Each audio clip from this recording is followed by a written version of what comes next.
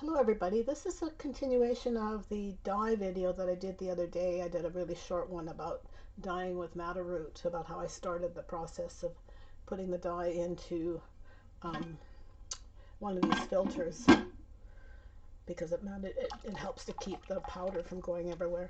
So this madder has been sitting here for a couple of days and I've dyed a few colors and I'm getting very orangey shades here.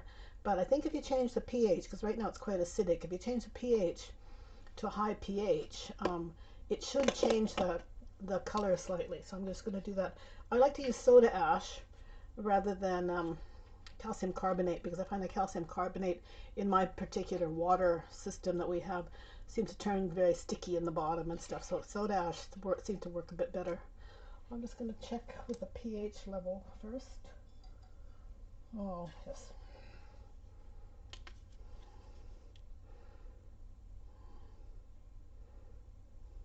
So this is about 7.6, so it's about neutral. I want to raise it to about 9, I think, and see if it changes the color.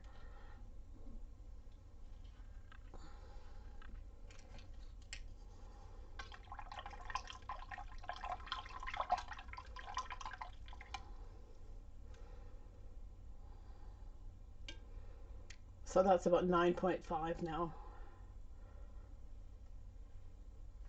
So I'm going to put a small skein of wool that have mordanted in alum, and I'm just going to leave that in there for a few hours and see if I get a redder shade of color.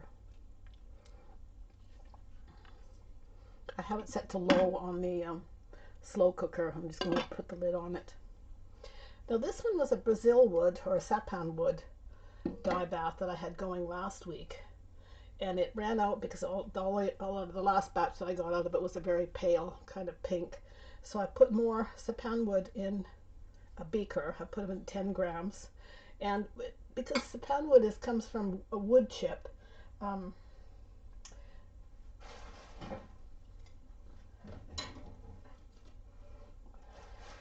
you're dyeing with wood chips, you have to soak them in alcohol because it helps to release the dye pigment from the wood. Otherwise the colors don't work very well. And I used to use alcohol, but I've become very deathly allergic to rubbing alcohol or isopropyl alcohol, so I now use vodka instead, and it doesn't bother me if it touches my skin. Otherwise I have to go running off to the hospital and use EpiPen and nasty things. This has only happened recently since certain substances were given to me a few years ago. I've developed all sorts of weird allergies, so I have to be careful and use some other method. So I'm going to let this alcohol soak in here for a few hours. Often I put it in the evening and I let it soak overnight, and it extracts the pigment. So I'm just going to leave this for now,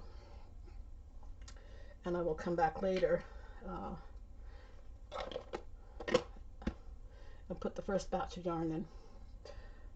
So that's it. These little videos are going to be short and sweet because I'm going to chop them up and put them in with the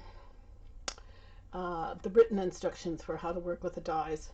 I have some written on Fiber Arts, but I actually haven't shown little videos, so I'm doing these are small clips that will be part of that with the dye recipe of how much you use for each dye.